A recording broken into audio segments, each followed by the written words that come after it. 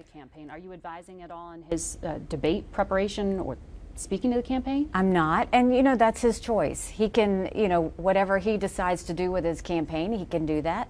But when I called him back in June, I told him I was supportive. I think the teams have talked to each other a little bit, but there hasn't been an ask as of yet. But you know, should he ask, I'm happy to be helpful. Donald Trump just finished a press conference, 3/4 of which was about grievances related to that past conviction related to alleged sexual assault.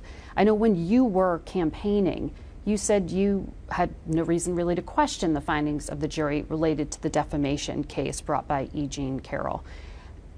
I'm not asking about the specifics of the case, but if that's the focus of a press conference for a presidential candidate, A, is it the best use of his time? And what is the message to female voters to be going through this again? Well, I think the focus for me is on policy. You know, I think But he's the candidate. No, and I've always said, look, if I thought Biden or Trump were great candidates, I wouldn't have run for president. I ran because I thought I could do a better job. You don't think he's a good candidate? I think he is the Republican nominee, and I think put him against Kamala Harris, who's the Democrat nominee, for me, it's not a question. Now, do I agree with his style? Do I agree with his approach? Do I agree with his communications? No.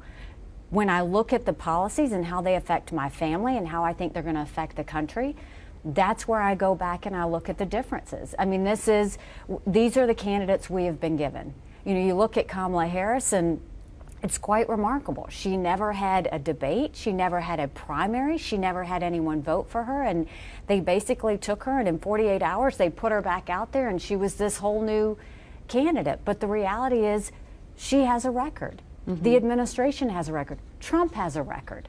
And so neither are perfect. Neither are ideal. So let's talk about the policies then. One of the things that we know is hurting American families is the high cost of sounds out of touch with the economic statistics. I mean, child care is very expensive. I know just even at the time that I had little kids, I worked just to pay for our child care. So what part of his policy do you like on that? Because you said on your policies that's what made you back in. It is, and what I liked were the tax cuts that he had, that Kamala wants to remove.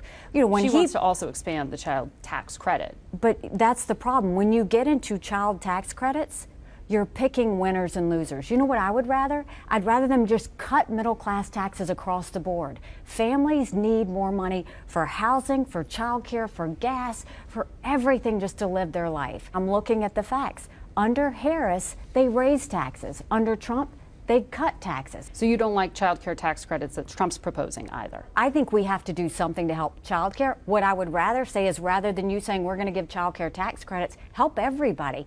Cut middle class taxes. That's really what people need. Let them have more money, whether it's housing, whether it's rent, whether it's groceries, whether it's gas, whether it's child care. They need some relief. And so I don't oppose a child care tax credit, but I think cutting middle class taxes across the board is better.